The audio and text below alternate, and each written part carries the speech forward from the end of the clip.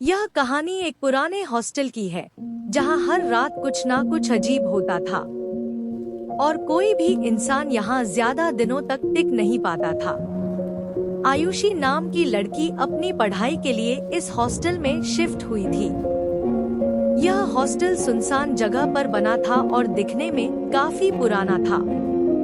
Hostel की warden एक बूढ़ी औरत थी, जिसकी आंखों में कुछ अजीब सा डर झलकता था।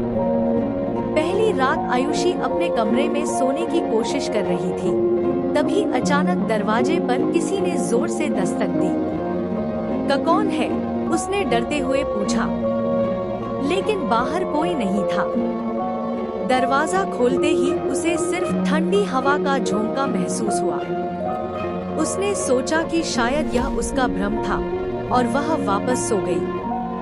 अगले दिन उसने हॉस्टल के पुराने रिकॉर्ड देखने शुरू किए। उसे एक फाइल मिली जिसमें लिखा था कि 10 साल पहले इसी हॉस्टल के कमरे नंबर 13 में एक लड़की नेहा रहस्यमय तरीके से गायब हो गई थी। कुछ लोगों का कहना था कि उसकी आत्मा अभी भी इस हॉस्टल में भटक रही है।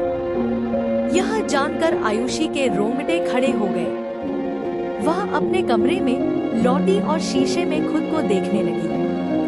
अचानक उसे अपने पीछे किसी की परछाई नजर आई।